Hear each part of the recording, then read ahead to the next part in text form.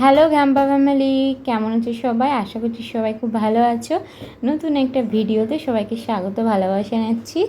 আর আজকে ছিল বাড়িতে বিপত্তারিণী মায়ের পুজো। বাবা খুব সুন্দর করে ফুলের মালা দিয়ে ঠাকুর সাজিয়েছে, মা সুন্দর করে ঠাকুরের ভোগ রান্না করেছে।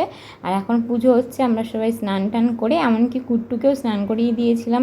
সবাই ঠাকুর ঘরে চলে গেছিলাম পুজো দেখতে। তো প্রতি বছর বিপত্তারিণী পুজোর সময় কীভাবে জানি না আমার এই বাড়িতেই থাকা হয়ে যায়। তো মানে এই বছর তো একদমই এখানে থাকার কথা ছিল না, কিন্তু দেখো ঠাকুর হয়তো চেয়েছিল যে এই পুজোতে আমরা এই বাড়িতেই থাকি, তো সেই জন্যই হয়তো আমরা থেকে গেছি। তো যাই হোক, এখন কুট্টু দেখো ঝাঁঝ নিয়ে দাঁড়িয়ে আছে। তো ও উল্টোভাবে ঝাঁঝ ঘড়িটা বাজাচ্ছিল। আর সব থেকে বড়ো ব্যাপার, ঝাঁঝ ঘড়িটা আরতির সময় বাজানোর নিয়ম, ও আরতি শুরু হবার আগে বাজিয়েছে, আরতির শেষে বাজিয়েছে, আরতির সময় একবারও বাজায়নি। এই বিপত্তারিণী মায়ের পুজো ঠিক রথের মাঝে, মানে প্রথম রথ থেকে উল্টো রথের যে মাঝের দিনগুলো না, সেই দিনগুলোতেই বেশিরভাগ হয়। বেশিরভাগ না, মানে এটাই হয় আর কি। অনেকের শনিবার হয়ে যায়, অনেকের মঙ্গলবার হয়। আমাদের বাড়িতে তো মঙ্গলবার মা বিপত্তারিণী পুজো হয়েছে।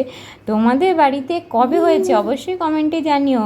আমার কুট্টু কিন্তু ব্যাকগ্রাউন্ড মিউজিক দিতেই থাকে, আজকেও দিচ্ছে, ও বল নিয়ে খেলছে। তো চলো তোমরা দেখতে থাকো, আশা করছি তোমাদের ভালো লাগবে।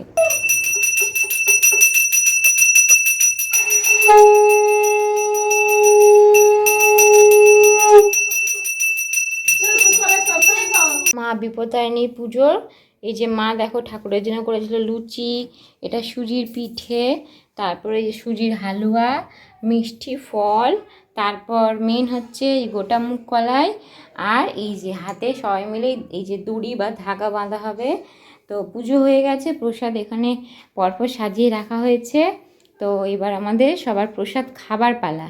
আর সবার শেষে মা সবার হাতে এইভাবে ধাগাগুলো বেঁধে দিচ্ছিল। তো আজকের মতো ভিডিও এইটুকুই। টাটা, ভালো থেকো।